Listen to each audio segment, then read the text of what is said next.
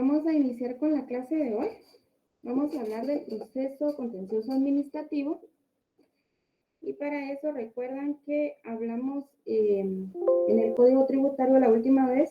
Estábamos viendo lo que era el proceso administrativo. ¿Cuál es la puerta de entrada que nos da del proceso administrativo a el proceso contencioso administrativo? Ahorita les digo. Ahí está.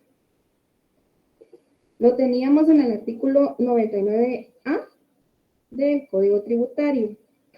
Si lo recuerdan, ¿verdad? Y ahora quiero que nos vayamos al artículo 171 del Código Tributario. Permítanme, solo estoy admitiendo a un alumno. Ahí está. Ya. Entonces, en el artículo 171 del Código Tributario, tenemos el proceso contencioso administrativo como tal en nuestro Código Tributario. El licenciado le dio algunos conceptos, ¿recuerdan? Él le dio algunos conceptos, pero aquí en el Código Tributario tenemos en el 171 lo que es el concepto, las características. Andrea, ¿necesita hablar, perdón? Andrea, ¿necesita hablar? Perdón. Estamos bien, entonces. Bueno, entonces acá tenemos en el artículo 171 que el procedimiento económico coactivo es un medio por el cual se cobran en forma ejecutiva los adeudos tributarios. Tiene como características propias la verdad, oficiosidad y especialidad. En el artículo 172 vamos a ver lo que es la procedencia. Solamente en virtud del título ejecutivo, recuerdan que yo les hablé del título ejecutivo, sobre deudas tributarias firmes, líquidas y exigibles, esas son las tres características de un título ejecutivo.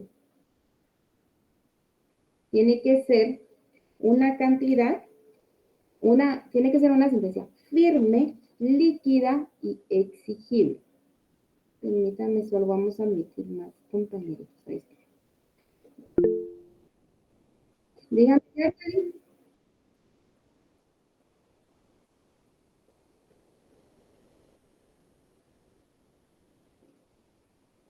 ¿No? ¿Levantó la mano? ¿Quiere hablar? Disculpe, licenciada, se me levantó la mano, perdón. Bueno, entonces dice, procederá la ejecución económica coactiva. Podrá también iniciarse el proceso económico coactivo para reclamar el pago de fianzas con las que se hubieran garantizado el pago de adeudos. Estamos en el artículo 172, Código Tributario. En ese artículo ustedes van a tener una lista de con lo que podemos llegar al proceso contencioso administrativo. El 173 están los requisitos del título ejecutivo administrativo.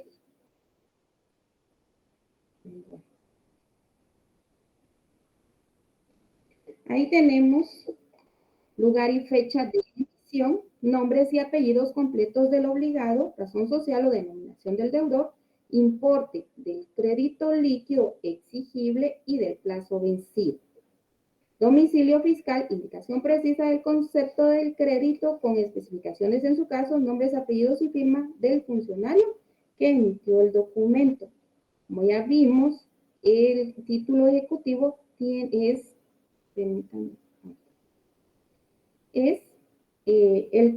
cuando ya se dio el procedimiento administrativo. Entonces ya hubo una sentencia, ya se dictó el procedimiento, lo que tenía que pagar. Entonces, si él no lo pagó, entonces se van a ir al económico coactivo y por eso tiene que estar esa sentencia, por decirlo así. Por eso dice nombres y apellidos y firma del funcionario que emitió el documento. Sello de la oficina administrativa. Luego tenemos el procedimiento en el artículo 174. Dice iniciación del procedimiento y audiencia. Promovido el juicio ejecutivo, el juez calificará el título en que se funde y si lo considere suficiente la cantidad que se reclame fuere líquida y exigible, despachará el mandamiento de ejecución y ordenará el requerimiento de pago al obligado y el embargo de los bienes en su caso. La misma resolución dará audiencia al ejecutado por un plazo de 5 días hábiles. Esto solo se los estoy explicando conforme al Código Tributario. Ya vamos a entrar a lo que es la Ley de lo Contencioso Administrativo y ahí lo vamos a ver un poquito más desplegado. En el 174 tenemos la utilización de sistemas de medios de comunicación.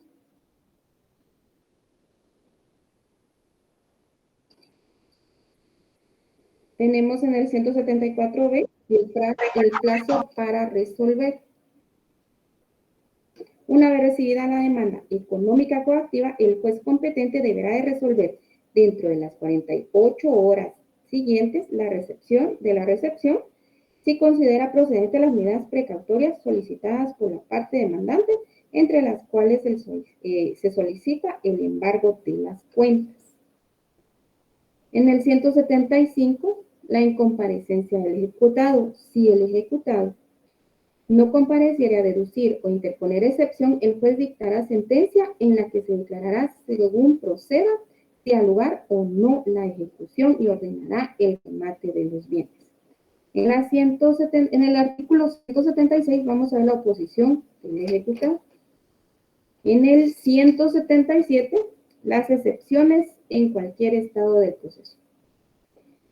Las excepciones es cuando esta persona ya si paga que la transacción autorizada mediante acuerdo gubernativo, lo que hablábamos de la condonación, ¿verdad? El finiquito debidamente otorgado, la prescripción y caducidad.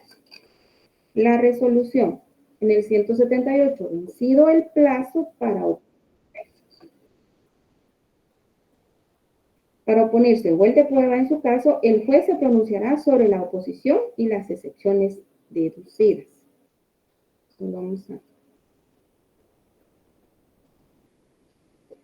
Además, el juez declarará si hay o no lugar a hacer trance y remate de los bienes embargados. De ahí tenemos en el 183, nos vamos a ir a los recursos. Los recursos que proceden en el económico coactivo, ya lo vamos a ver en su ley, como se los decía. Dice, en contra del auto que deniegue el trámite de la demanda, los autos que resuelvan las tercerías, la resolución final, la sentencia y el auto que apruebe la liquidación, procede el recurso de aclaración y ampliación. Debe interponerse dentro del plazo de 2 días siguientes a aquel en el que se efectuó la notificación de la resolución impugnable.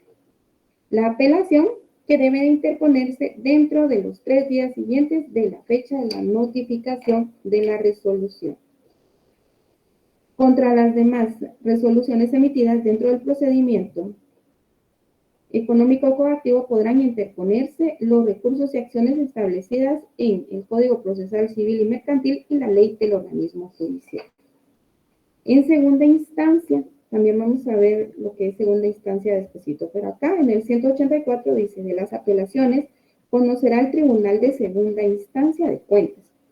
Interpuesto el recurso de apelación, el Tribunal del primer grado lo conocerá si fuera procedente y elevará los autos al Tribunal Superior, el que señalará día de la vista dentro del plazo que no exceda de 5 días, pasado el cual resolverá dentro de los 10 días hábiles siguientes bajo pena de responsabilidad. Estos artículos, por favor, los estudian, los plazos, márquenlos bien, los pueden anotar. Es muy importante que vean los plazos. Entonces, allí ya vimos la puerta de entrada del Código Procesal, del Código Tributario, a lo que es el Código, la Ley de lo Contencioso Administrativo. Bueno. Ahora sí vamos a entrar a esto. Quiero que, por favor, ¿qué salas son las que ven el contencioso administrativo?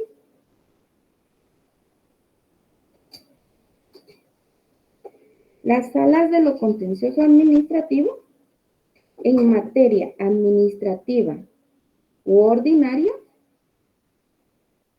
son las 1, 5 y 6. tiene seis salas en materia de lo contencioso administrativo. Las que van a ver administrativo y ordinario es la sala 1, 5 y 6.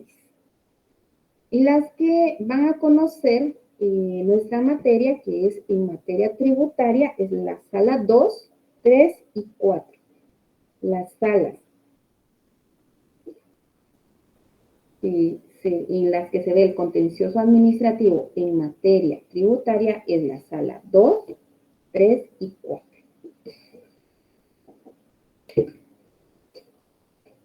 Es muy importante que para que entremos al contencioso administrativo, como se los expliqué, tenemos que agotar la vía administrativa y tener un título ejecutivo. Eso lo tienen que tener bien presente, por favor. Bueno.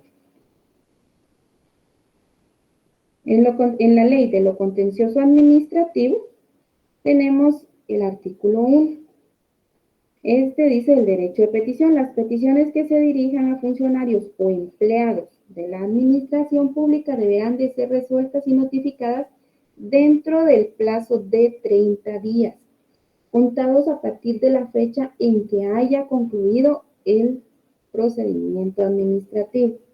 Recuerden, tienen que ser resueltas y notificadas dentro del plazo de 30 días.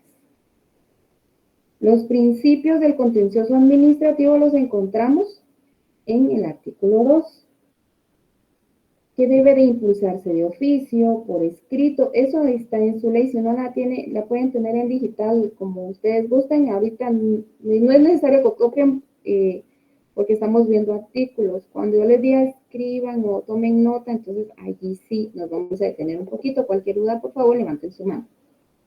Entonces tenemos los principios. Impulso de oficio. Debe de ser por escrito. Debe de observarse el derecho de defensa. Debe de asegurarse la celeridad, sencillez y eficacia del trámite. Y además la administración será gratuita. La actuación de la administración es gratuita. Dice el artículo 3, la forma. Las resoluciones administrativas serán emitidas por autoridad competente con cita de las normas legales o reglamentarias en que se fundamenten. Es prohibido tomar como resolución los dictámenes que hayan emitido un órgano de asesoría técnica o legal. Únicamente la administración es la que puede dictar esos títulos ejecutivos. Las clases de resoluciones en el artículo 4. Tenemos las providencias de trámite y las de fondo.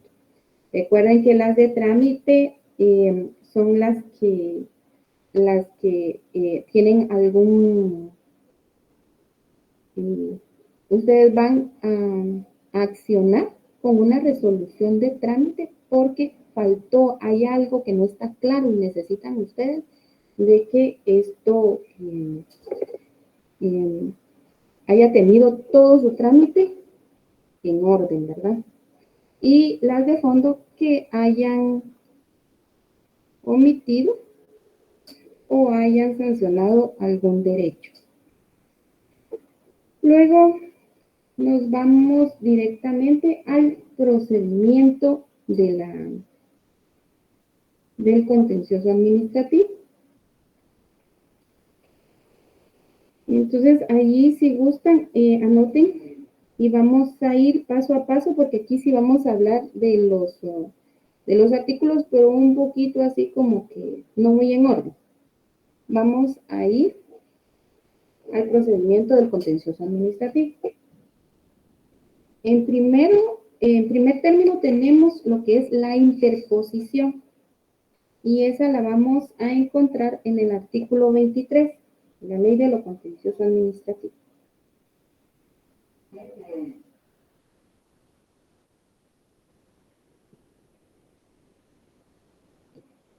Vean, aquí dice el plazo, pero es cuando se va a interponer.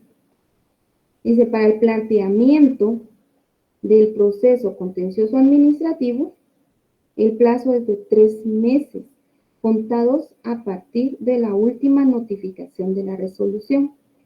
Cuando les notificaron del título ejecutivo, después de que dieron esa resolución administrativa, tenemos 3 meses para interponer.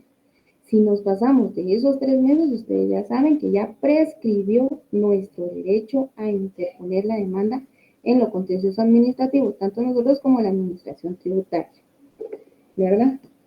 Entonces, recuerden, la interposición en el artículo 23 y para el planteamiento del contencioso administrativo, el plazo es de 3 meses contados a partir de la última notificación de la resolución.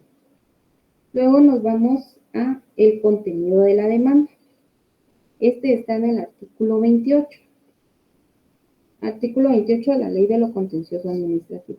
Y allí vamos a encontrar todo el contenido, además de lo que dice el Código Procesal Civil y Mercantil.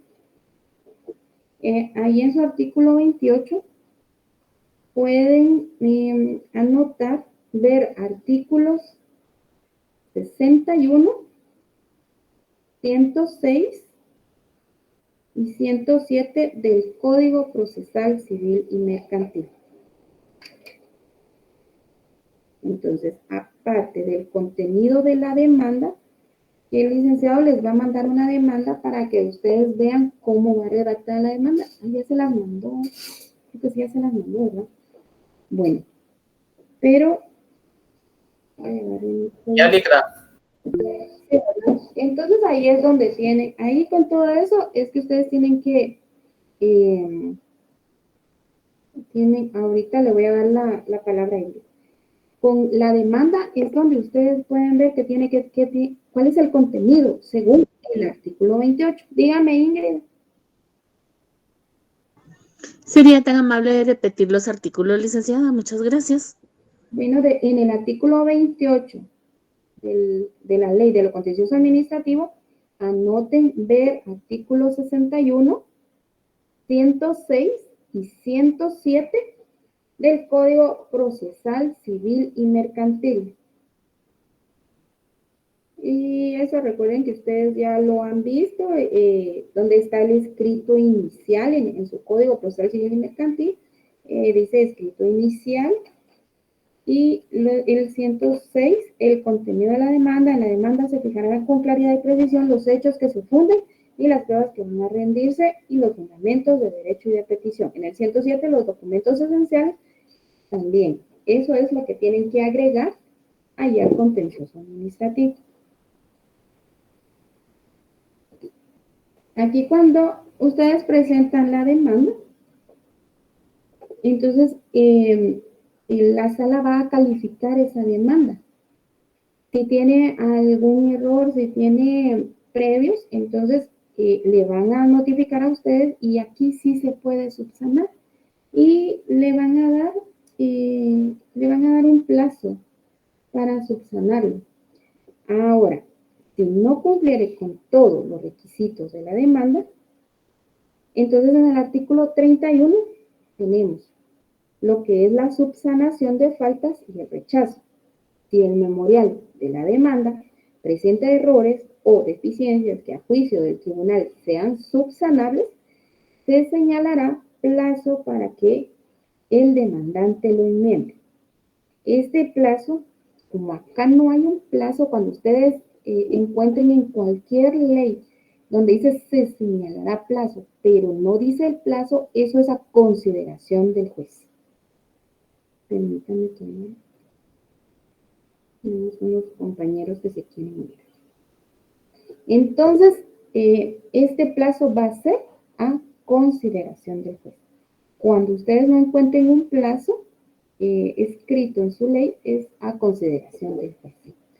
Si la demanda presentara errores, deficiencias y omisiones insubsanables, a juicio del tribunal, este será rechazado de plano. O sea que sí se lo pueden rechazar si tiene errores determinantemente insubsanables, ¿verdad? Acá también tenemos el emplazamiento en este artículo, donde tenemos los antecedentes de la demanda. Aquí está. En el artículo 35 ahí vamos a encontrar el emplazamiento. En la resolución de trámite de la demanda se emplazará al órgano administrativo o institución descentralizada y se emplazará al órgano administrativo o institución descentralizada demandado. Ese es el número 1. Ahí si tienen su ley física, pueden anotarle ahí en esa partecita donde dice se emplazará al órgano administrativo o institución descentralizada demandado, el número 1, a la Procuraduría General de la Nación, el número 2, y el número 3, las personas que aparezcan con interés en el expediente.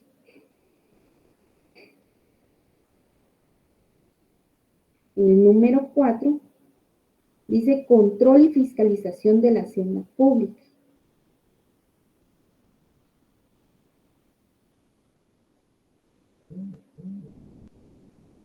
¿Ya?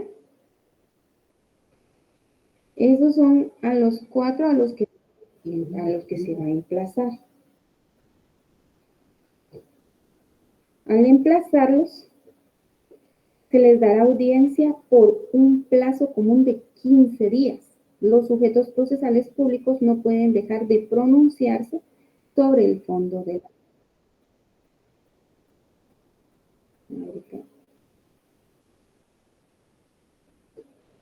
¿Sí? ¿Me entendieron esa parte del emplazamiento? Van a emplazar a estas 4 instituciones para que se pronuncien en un plazo de 15 días. Tienen que pronunciarse sí porque sí. Ellos no pueden dejar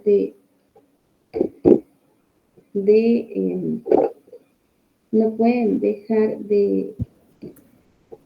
Ay, ya se me olvidó que les iba a decir, es que me entran por todos los mensajes. Bueno, no pueden dejar de pronunciarse respecto al asunto, ¿sí? ¿Estamos bien con eso? ¿Vamos bien hasta el momento? Dígame, Estuardo. Gracias, licenciada. Solo una pregunta. Cuando habla,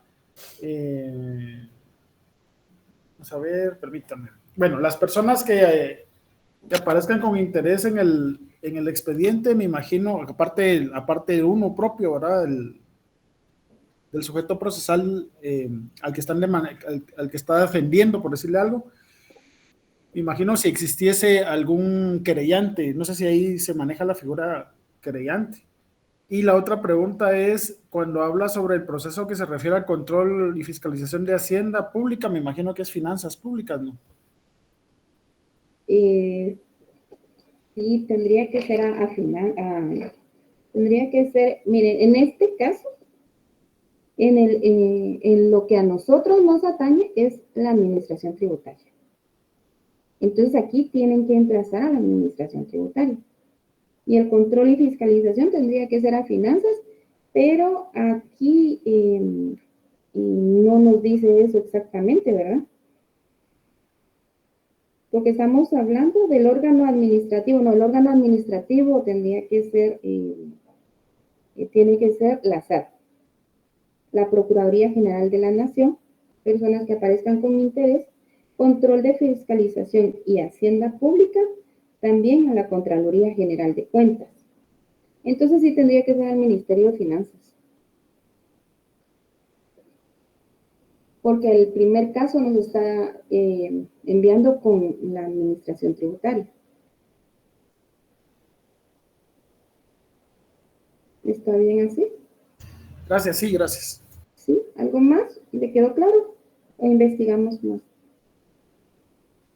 No, solamente, licenciada, gracias. Entonces vamos en el paso 2 de los procedimientos. El primero, la interposición. El segundo es el contenido de la demanda que va unido al emplazamiento. ¿Por qué? Porque con el contenido de la demanda usted presenta su demanda y dan de una vez el emplazamiento, que son 15 días, ¿verdad? Un plazo de 15 días. Y se le emplaza a estas 4 entidades, porque entre las personas que aparezcan con con interés también son entidades, ¿verdad? Vamos al paso 3, que son las antecedentes. Y lo vamos a encontrar en el artículo 32. 3 antecedentes.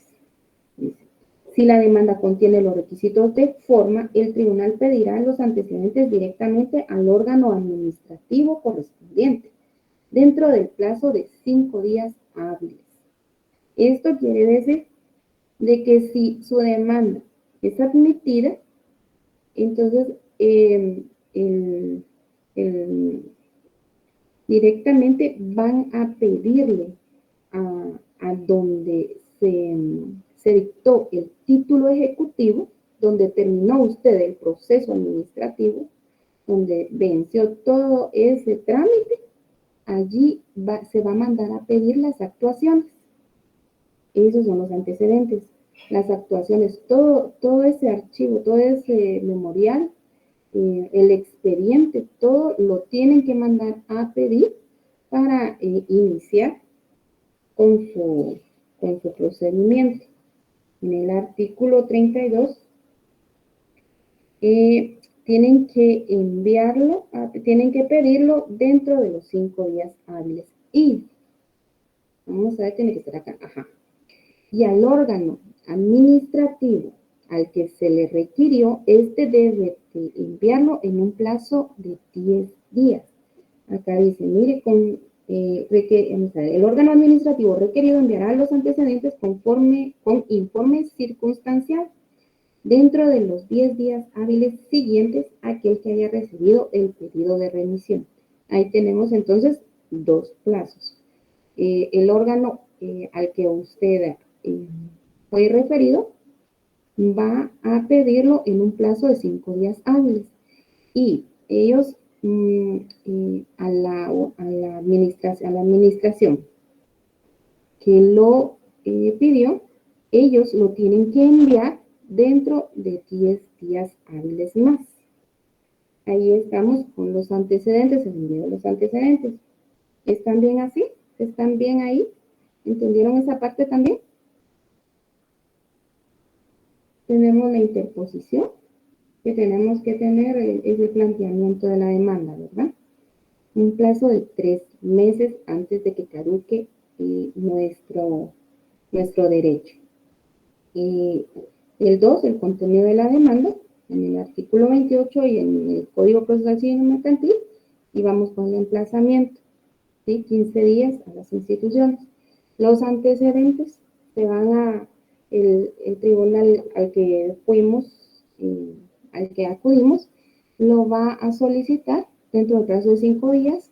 La entidad lo tiene que enviar con informe circunstanciado dentro del plazo de 10 días hábiles. Vamos al número 4, que es la admisión a trámite.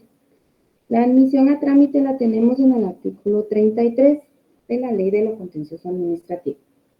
Encontrándose los antecedentes en el tribunal, este examinará la demanda con relación a los mismos y, si la encontrase arreglada a derecho, la admitirá para su trámite. La resolución se dictará dentro del plazo de 3 días siguientes a aquel que se haya recibido los antecedentes o que haya vencido el plazo para su envío. Aquí tenemos entonces el número 4, la admisión a trámite. Tenemos el artículo 33 y también tenemos, primero miramos el artículo 33. Se va a admitir y se puede dictar la sentencia o la resolución dentro de los 3 días después de haber recibido los antecedentes o que haya vencido o que no le hayan enviado los antecedentes, entonces se va a dictar una resolución, ¿verdad? Luego tenemos que en este tiempo se puede emplazar. Y miramos el artículo 35. Siempre estamos en el numeral 4 y la admisión. En el artículo 35, el emplazamiento. En la resolución de trámite de la demanda se emplazará al órgano administrativo o institución descentralizada, que eso fue lo que ya vimos, ¿verdad? Aquí se va a emplazar para que estas entidades se pronuncien. ¿Cómo se van a pronunciar? Se pueden pronunciar con la negativa, con una contestación de la demanda en sentido positivo o negativo. En positivo ustedes saben que es el allanamiento, en el negativo es la oposición. También pueden interponer excepciones dentro de este emplazamiento de los 15 días. Las interposiciones las excepciones pueden ser las perentorias y las previas. Ahora nos vamos a adentrar un poquito en los artículos. Bueno, entonces tenemos la actitud negativa en el artículo 37. En el artículo 37 tenemos la rebeldía. Transcurrido el emplazamiento, se declarará la rebeldía de los emplazados que no hayan contestado a la demanda, la que se tendrá por contestada en sentido negativo.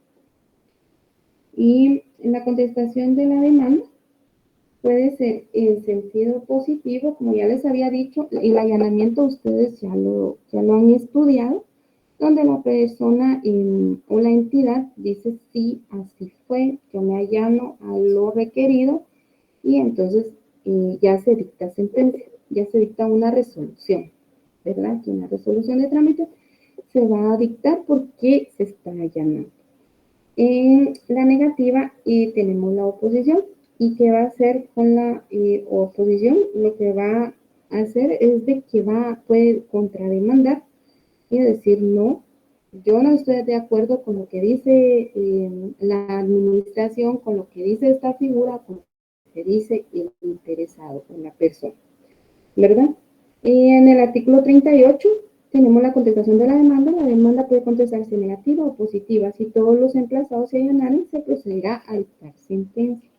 El memorial de allanamiento podrá presentarse con firma legalizada, en caso contrario deberá de ratificarse. La contestación negativa de la demanda deberá ser razonada en cuanto a sus fundamentos de hecho y de derecho. Aquí estamos ahora con las excepciones. Tenemos las excepciones previas en el artículo 36. También ustedes ya la han estudiado en otros cursos. Los emplazados pueden interponer dentro del 5º día del emplazamiento. Recuérdense que son 15 días de emplazamiento. Y las previas únicamente las van a poder presentar del día 1 al 5, no más, dentro del 5º día. Después del 5º día van a poder solicitar excepciones previas, ¿verdad? Entonces tenemos que se pueden interponer dentro del 5º día del emplazamiento. Y ustedes también ya la recordarán, ¿verdad? Incompetencia, litispendencia, demanda defectuosa, falta de capacidad legal, falta de personalidad, falta de personería, caducidad, prescripción, cosa juzgada y la transacción. Estas se van a tramitar, como en la mayoría de casos, en la vía de incidentes, que se sustanciará en la misma pieza del proceso principal. Recuérdense que la vía de los incidentes la tenemos en la ley del organismo judicial. La única vía de los incidentes que no se tramita conforme a la ley del organismo judicial es en ley penal. La ley penal sí tiene cómo tramitar específicamente en la ley la vía de los incidentes. Las demás van a ser por la ley del organismo judicial. Declaradas sin lugar las excepciones previas, el plazo para contestar la demanda será de 5 días siguientes a la notificación de la resolución recaída en el incidente. Las perentorias, las excepciones perentorias las tenemos en el artículo 39. Las excepciones perentorias deberán interponerse en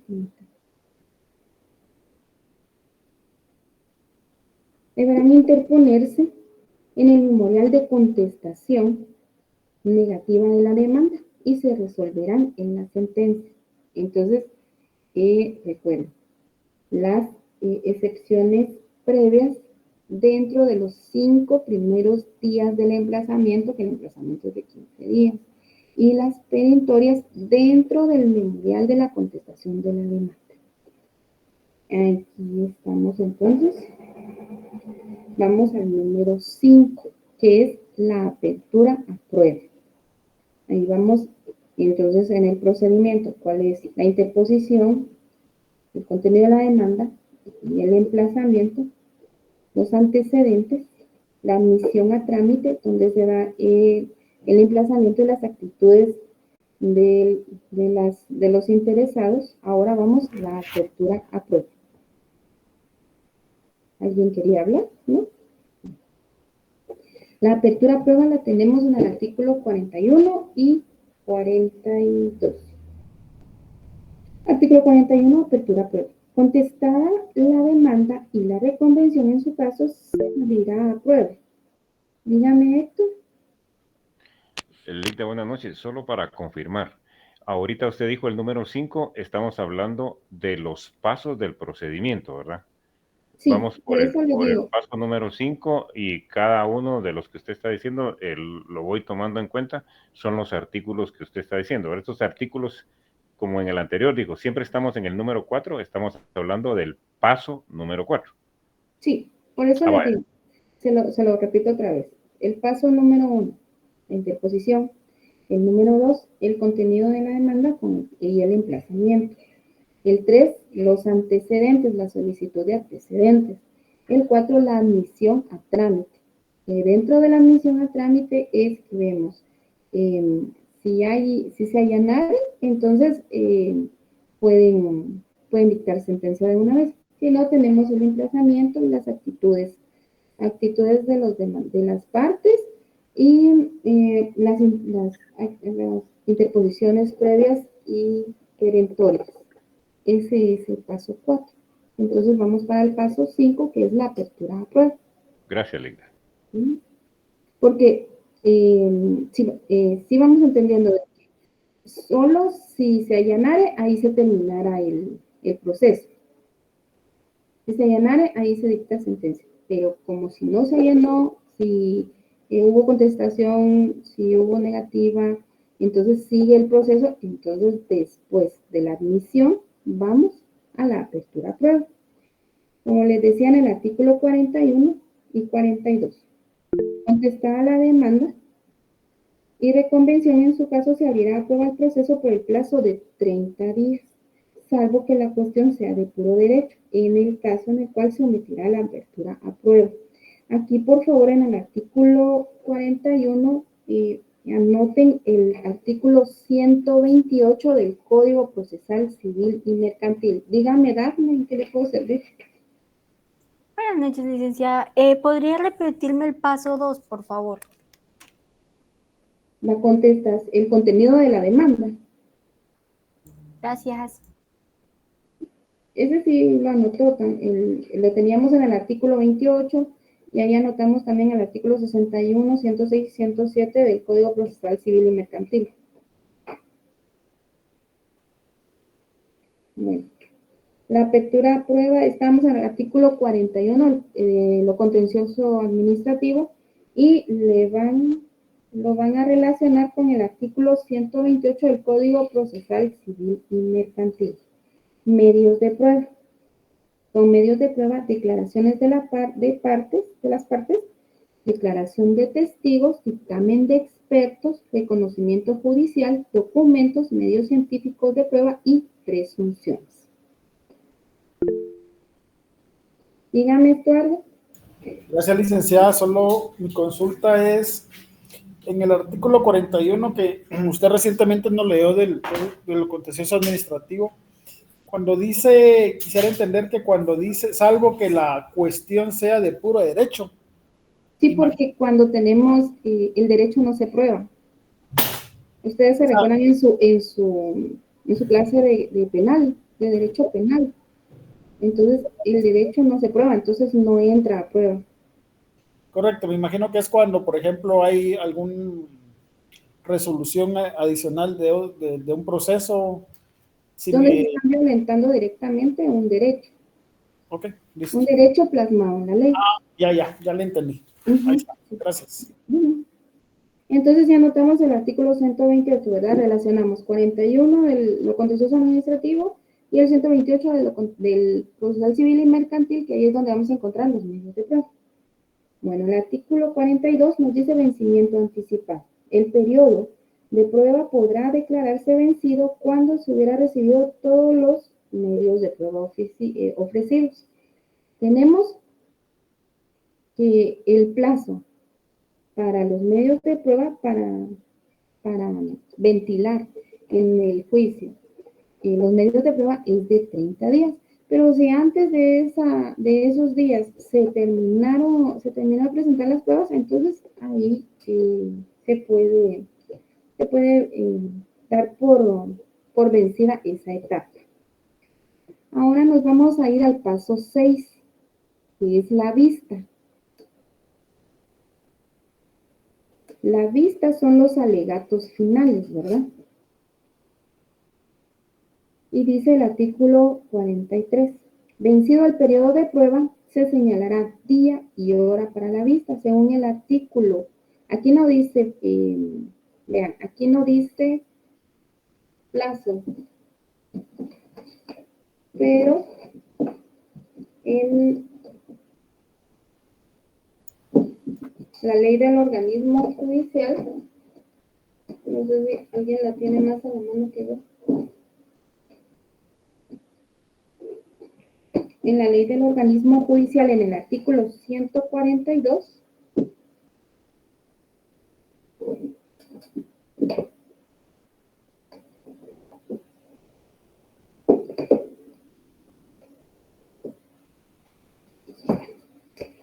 en la ley del organismo judicial, en el artículo 142, dice plazo para resolver.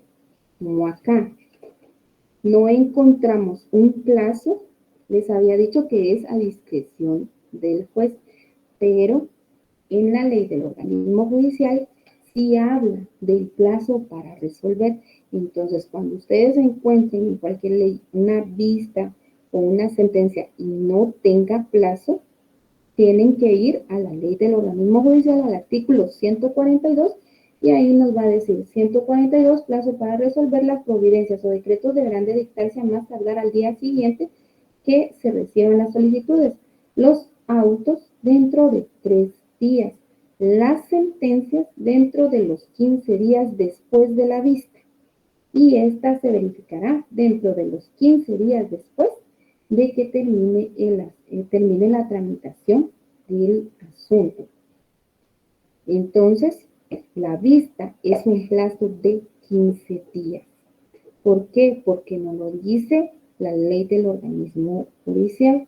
La vista, vencido el periodo de prueba, se señalará día y hora para la vista en un plazo de 15 días. Anótenlo en su ley o si solo lo están anotando en una hojita, coloquen ahí, en la ley lo pueden colocar.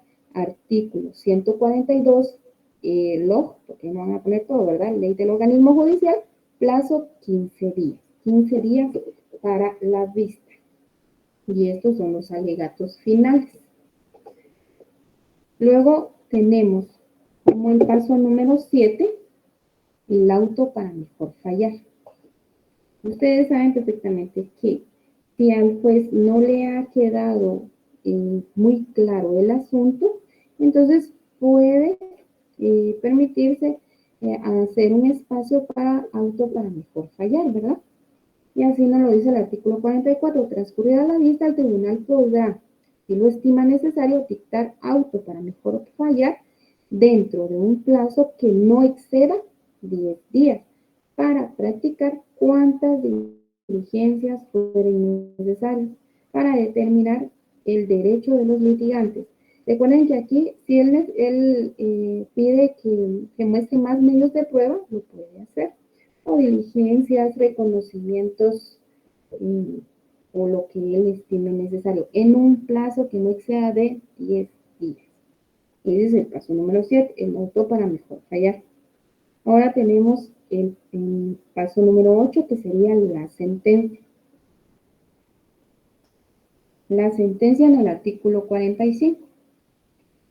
La sentencia examinará en su totalidad la juridicidad del acto o resolución cuestionada, pudiéndola revocar, confirmar o modificar. Recuérdense que aquí estamos, el juez lo que está haciendo es verificando, es como que fuera un amparo o algo así, ¿verdad?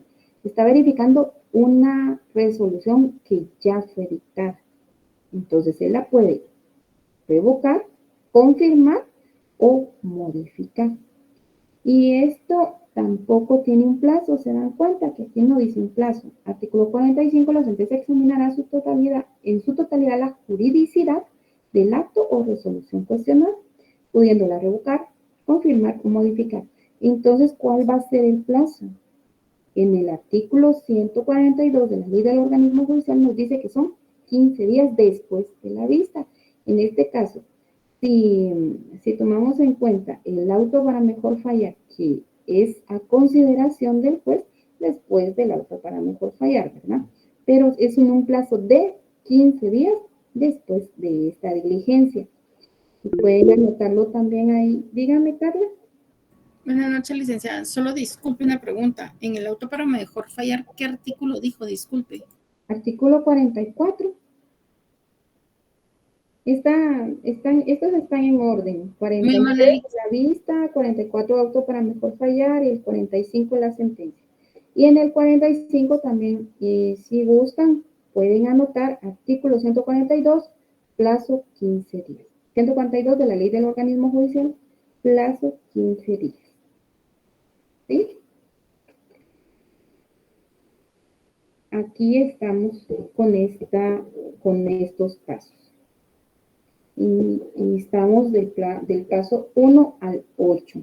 ¿Tienen algo? ¿Les quedó claro esos pasos? ¿Del 1 al 8? Para continuar. ¿Sí? 1, interposición. El 2, tenemos que ver el contenido de la demanda. El 3, los antecedentes. El 4, la admisión a trámite.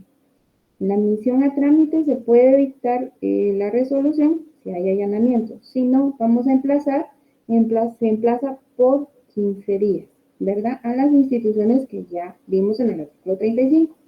Aquí también puede tomar actitudes el demandado o los actores, puede ser negativa, positiva, también la interposición de acciones previas o perentorias. El 5, la apertura a prueba. El 6, la vista, los alegatos finales. El 7, auto para mejor fallar. Y el 8, la sentencia. ¿Sí? Ahí estamos con eso. Ahora nos vamos a ir a las actuaciones que tenemos contra esa primera sentencia de lo contencioso administrativo.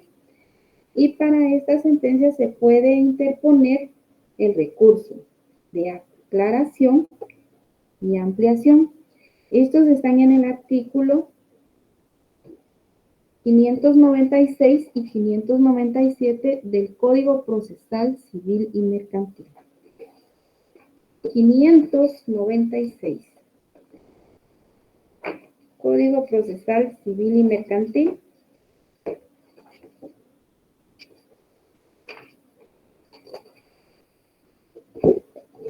Impugnaciones de las resoluciones judiciales.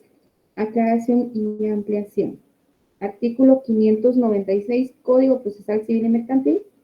Cuando los términos de un auto o una sentencia sean oscuros, ambiguos o contradictorios, podrá pedirse que se aclaren. Si se hubiera omitido resolver alguno de los puntos sobre el que verse el proceso, se procederá a una ampliación. ¿Sí? Si se omitió. Ustedes en su demanda dan la lista de lo que ustedes desean de que se ventile en esa audiencia y qué es lo que ustedes son sus pretensiones, pero se olvidaron de resolver sobre uno de los puntos de sus pretensiones, entonces pueden pedir una ampliación. Ahora, si a la hora de resolvieron todo, pero a usted no le quedó claro, no entiende por qué resolvieron de esa manera, usted puede pedir que lo aclaren, ¿verdad? Si es oscuro, ambiguo o contradictorio. Entonces, ustedes dicen, no, yo necesito una aclaración. Entonces, hace su memorial y puede pedir una aclaración. En el 597 está el trámite, ¿verdad? También tenemos la casación.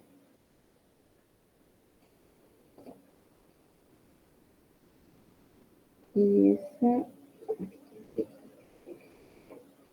también podemos tomar la casación.